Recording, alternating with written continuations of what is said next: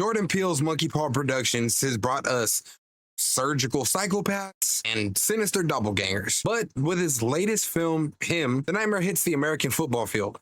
Directed by Justin Tipping, the movie asks a very terrifying question. What if becoming the GOAT, the greatest of all time, meant facing the darkness that you never expected? Today, we're going to break down the psychological sports horror film, Him. This movie definitely promises to drag the darkness behind the stadium lights into the very harsh light of day. This video will contain a little bit of mild spoilers, so if you want to go into this movie completely fresh, then right now I'm letting you know you've been warned.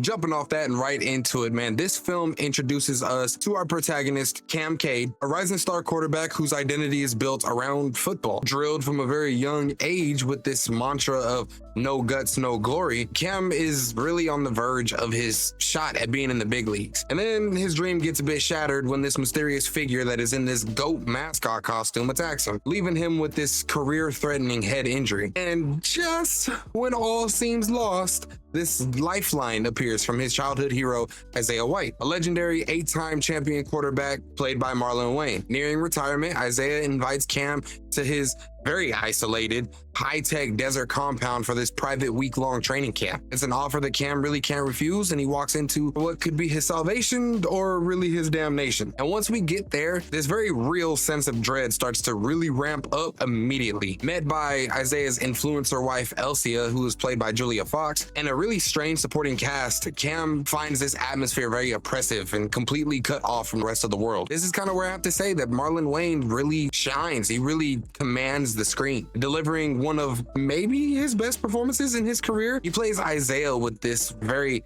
terrifying duality, flipping between this charismatic mentor and this psychotically intense drill sergeant. The training sessions are brutal, and it becomes very clear that this isn't really, it's not a normal mentorship. This is breaking down somebody completely. And as Cam suffers from these very trippy, very weird and disturbing hallucinations, he's also given some of these injections that are supposedly like energy boosters. But from that moment on, he really starts to suspect that something a lot more sinister is really at play. And that's where we get to the price of greatness. As the week wears on, Cam's training spirals into a full-blown nightmare. The psychological mind games from Isaiah and his crew really intensify, really pushing Cam to this breaking point as this line between mentorship and malevolence really starts to blur. This is kind of where the film really lays its central theme. In the cutthroat business of pro sports, what is the true price of greatness? I mean, the workouts become increasingly unorthodox. They feel less like practice and way more like these punishment tests of will. Isaiah's philosophy of total dominance on the field starts to really take on this like really new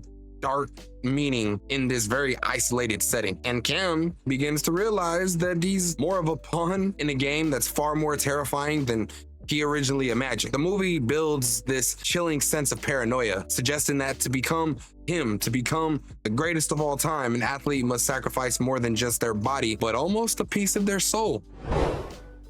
Now, as far as my thoughts on this film, right?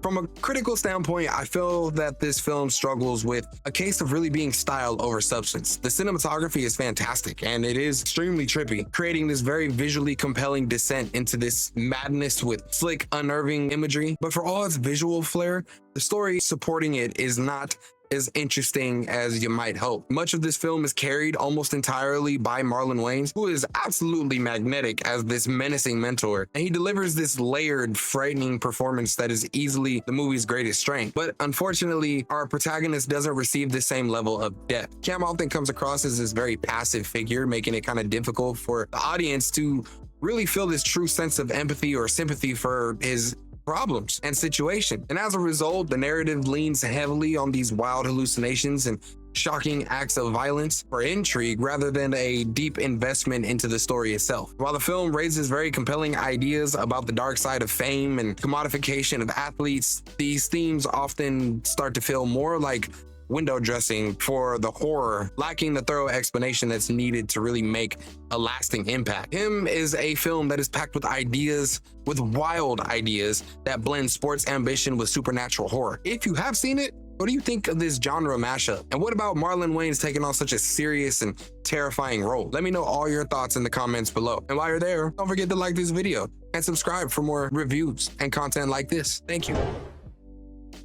Him is really an ambitious and visually striking entry into the MonkeyPaw canon. It has a lot to say about this commodification of athletes, hero worship, and this pressure to succeed. And the concept, I think, is really fantastic. And this chilling performance from Marlon Wayne, it was worth the price of admission, I would say. However, the film doesn't really quite stick the landing for me, because while it's full of these great ideas, many critics have found this execution to be thematically muddled and imbalanced, leaving the story feeling a bit underdeveloped. With the Jordan Peele name attached, expectations are already incredibly high, and unfortunately him doesn't quite reach the level of his previous productions like Get Out or Us. Honestly, just me, but I actually think it'd be really cool to see Jordan Peele himself take on a more traditional type of horror movie and maybe take a break and break away from this elevated horror that he's been doing, because after these last two installments, I feel like the formula is becoming a bit predictable. And for all that, I think him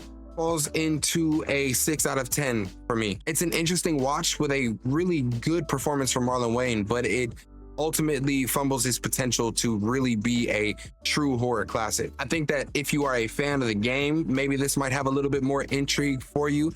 Those parts of the movie I did enjoy, and like I said, the visuals are very trippy. It's crazy some of the things that they decide to do visually with some of these hallucinations and stuff that happens, but ultimately I left the theater really kind of not caring. But who knows, maybe this is a movie that I'm just gonna have to watch more than 3 times and try to get it. Maybe I missed something. But that is all I got today for you guys when it comes to Jordan Peele's Him. If you stayed to the end of this video, I really appreciate that. Thank you. Consider hitting that like and subscribe button so that you don't miss out on any future content that does come out. But as it goes, man, y'all stay geeked. I'm out, and be smooth.